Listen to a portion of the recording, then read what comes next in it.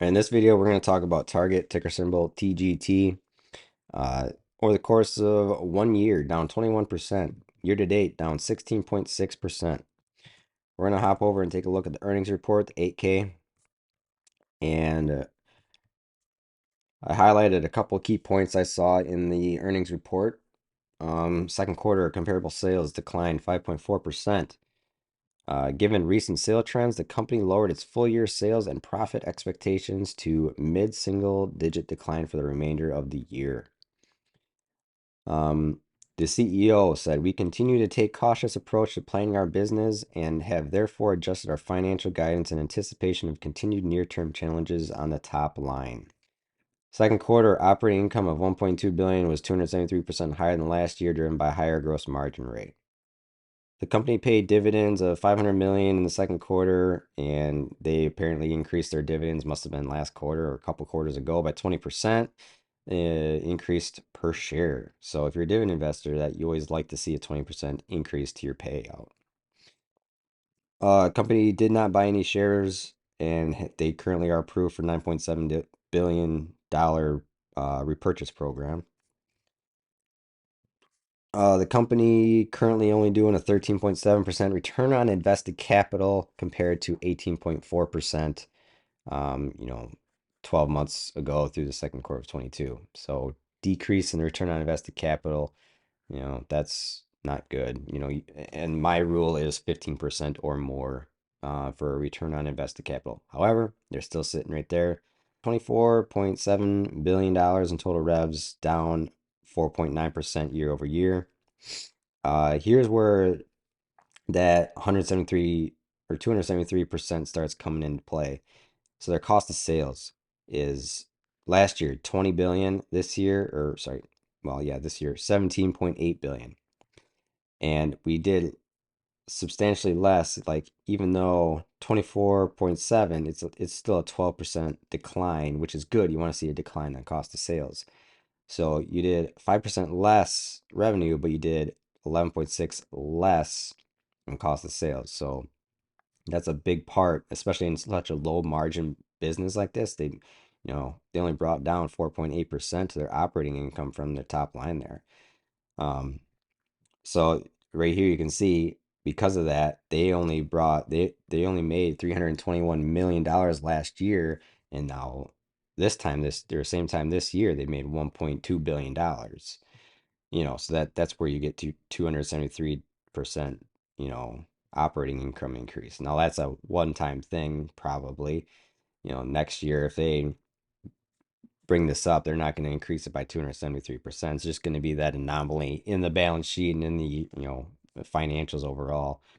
A little further down, so net earnings 835, as you can see last year 183, increase of 356%. All right, a little further down here we have the balance sheet. They got $1.6 billion in cash. No intangibles listed. Good on them.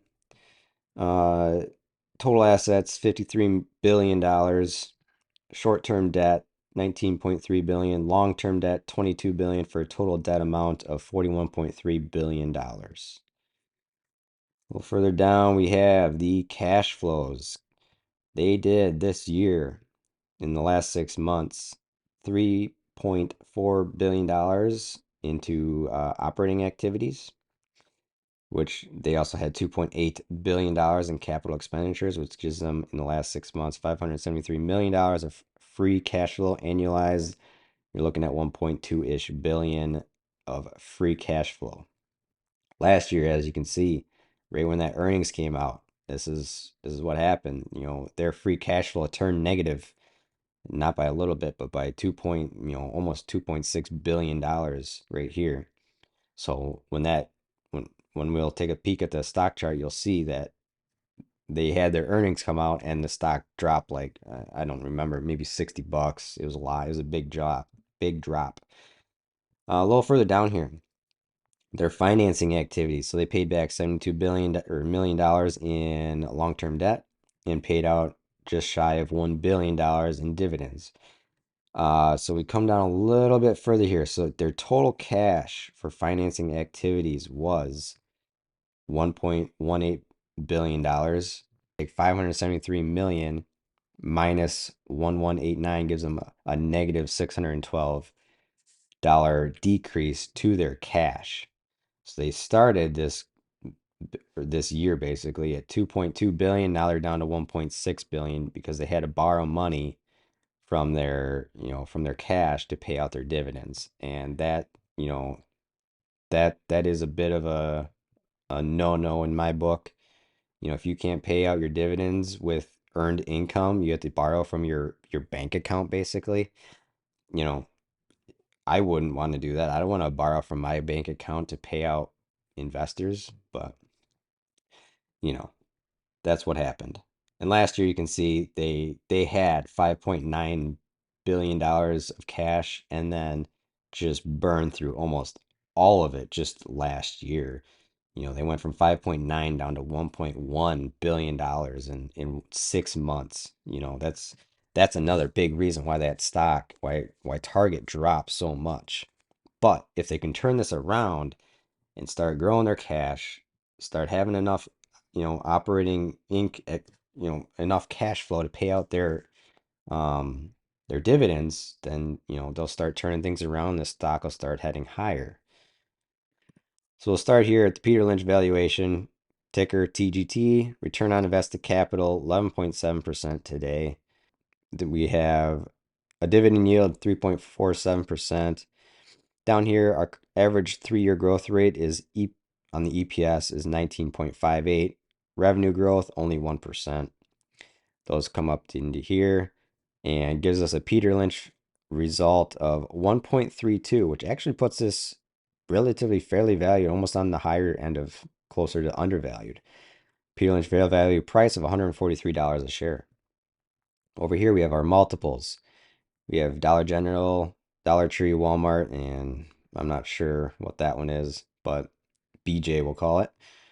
That gives them a multiple comparison of $154.37 is what Target would be worth compared to its peers. Manual PE, market cap, $58 billion, cash, debt, cash from operations, gives them a multiple to equal its current market cap of 13 years. So that's actually pretty solid. Over here, price to book, total assets, 53 billion. Total liabilities, 41 billion. Outstanding shares, 462 million.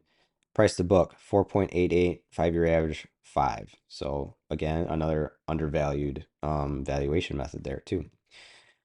The PEG ratio, not looking good. There's obviously no growth really in this company at the current moment, so that's why that's so terrible.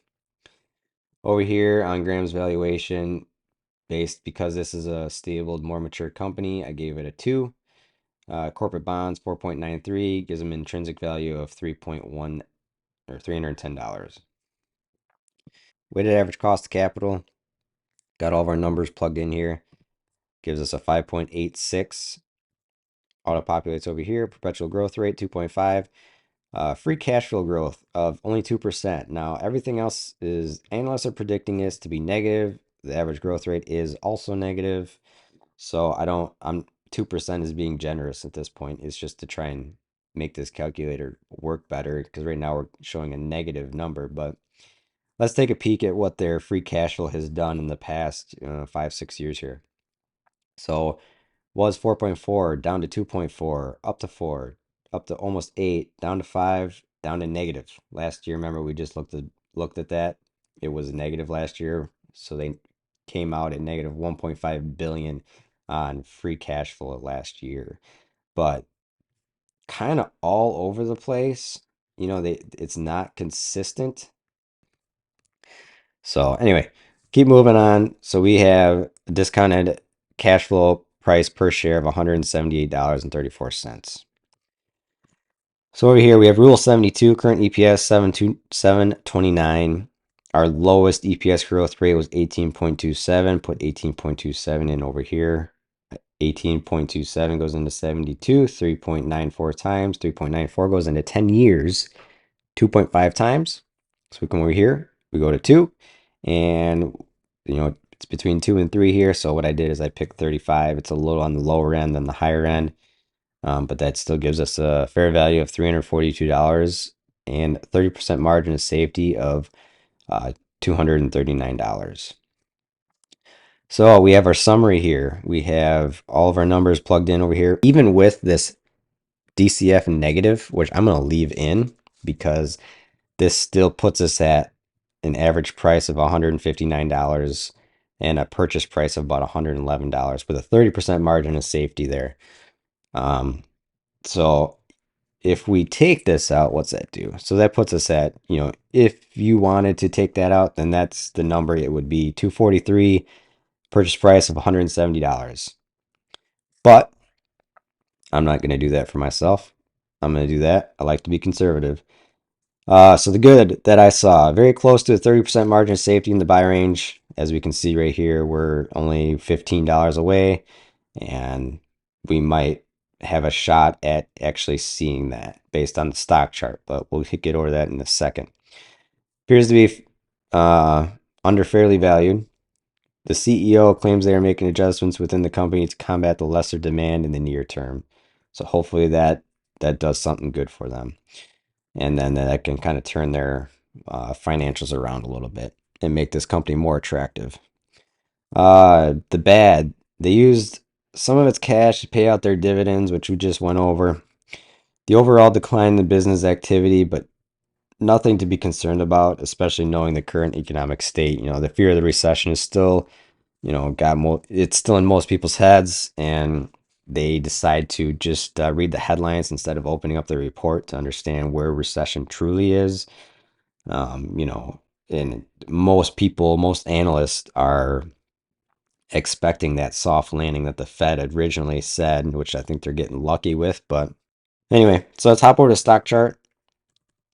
So on target here, basically just in a very steady decline here of a downtrend. There's not, there's no signs of recovery yet, obviously, based on the stock chart. Come over here to the weekly. So I've drawn this upward trend line here. You can maybe draw it down here, but then that, we can adjust it if we wanted to, but let's adjust that. What if we did it right here? So maybe something like that could be drawn in. I like to try and tie as many bottoms in as I can. Same thing with tops here. Like obviously that one's higher, but it gives me 4 or 5 tops versus just having 2 tops in. So I think that's more of an accurate trend line, but that's just how I do it. So I do see a little bit of some support here. So there's a chance that we come down to like 116, you know. Currently yesterday it put in a decent candle, or nope, this week it's putting in a decent candle. But it's still in this downtrend. I still think this thing's gonna roll over and still come down into this range. I see it happening for sure, especially if the next earnings report doesn't come in as strong as they need to, really, to show that there's signs of recovery in Target. And if it breaks through this 116 area, I could definitely see it coming down maybe to 85-ish dollars a share. Then that's a very attractive price, in my opinion, for Target. If we do actually end up seeing Target come down into this range, probably 85, 90 bucks per share. Again, but you need to see some sort of signs of okay, stability in the company too. Like you don't just buy it just because it's cheap. Make sure you look at the fundamentals too. You can't just look at the chart and think, "Oh, this is cheap." Well, just because it was $256 a share doesn't mean that, you know, that's trading at $85 a share today. It means that it's cheap at all, So that's why I always tie those two things in together, and I hope that, making these videos for everybody helps people see that and keeps them out of some companies or some overvalued companies right now. But that's all I got for Target. That's my opinion on Target.